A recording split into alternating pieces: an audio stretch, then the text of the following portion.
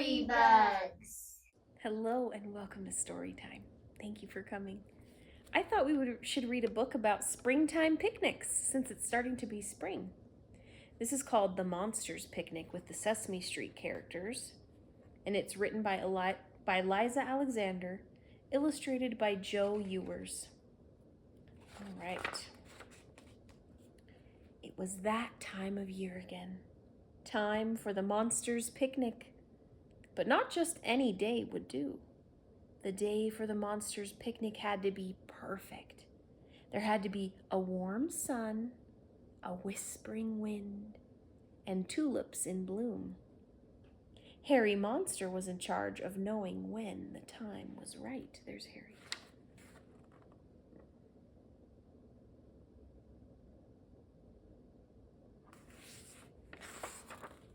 Every day, Harry looked carefully at the tulips in his window box. One morning, he had a hunch that the next day the tulips would bloom. "There's no time to waste," thought Harry. "Today there's a warm sun and a whispering wind. Tomorrow might be the perfect day for the picnic." Harry ran out to Sesame Street to spread the word.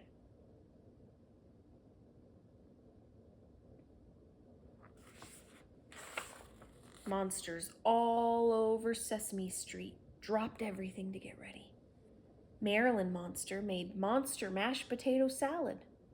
Malcolm and Moya Monster mixed up some Monsterade. Marvin Monster dug his monster ball set out of the closet. Mabel and Max Monster washed and waxed the monster bus.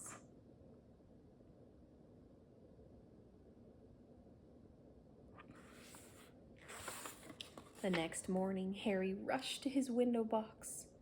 The tulips were in bloom. Harry dashed outside. The warm sun was shining. He lifted his thumb to the breeze and felt it tickle his fur. "The whispering wind!" yelled Harry joyfully. "Today's the day! Arrgh!" He honked the special horn, and the monsters piled into their bus and were off.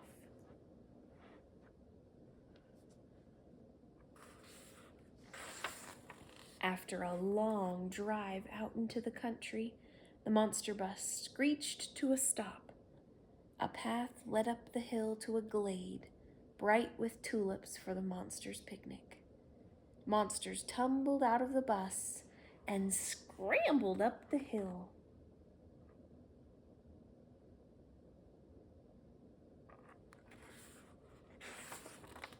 "Arrgh!" Harry honked his horn and announced, "Let the monster games begin!" The monsters played Monster in the Middle, Monster Steps, and Monster Tag.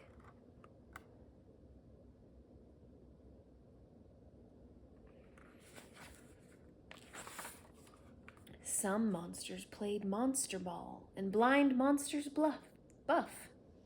Other monsters sat in a shady spot and played sit-down games.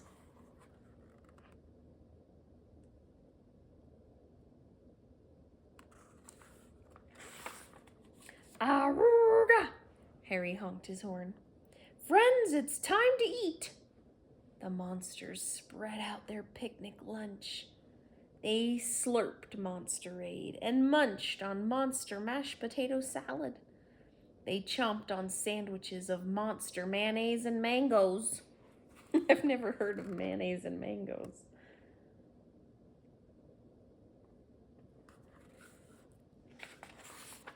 As the monsters roasted marshmallows for dessert, a giant black cloud rolled across the sun.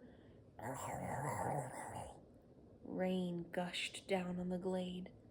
Soaked and frenzied monsters scurried to the monster bus for shelter. "Oh dear," said Harry, "it's not supposed to rain on the day of the monsters' picnic." With their noses pressed against the windows of the bus, the monsters watched as the black cloud rolled away. It took the rain with it, and once again, the sun shone brightly.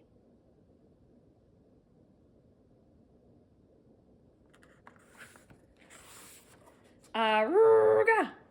Harry Monster honked his horn and said, "Let's not let a little rain spoil our lovely day."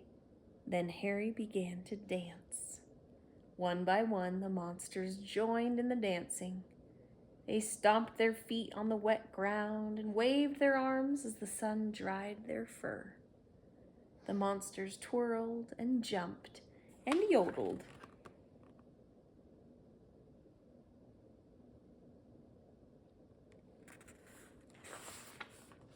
Marilyn Monster grabbed Harry's horn. "Arrgh! Fellow monsters," she announced, "this has been the best picnic day ever. What do you say?" "Hip, hip, hooray!" yelled the monsters. "We have a warm sun, there's a whispering wind, and the tulips are in bloom," said Marilyn. "And next year, let's have a brief, refreshing rain shower too." "Hear, hear!" the monsters cried.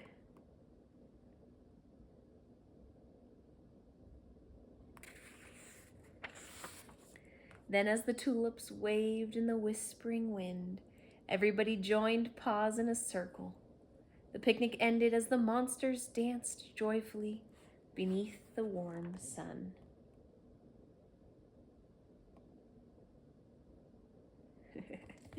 That was a perfect spring picnic, wasn't it? Although I don't know about mayonnaise and mangoes. Maybe mayonnaise with ham and cheese. Well, thank you guys for joining me for that cute story. I hope to see you again next time.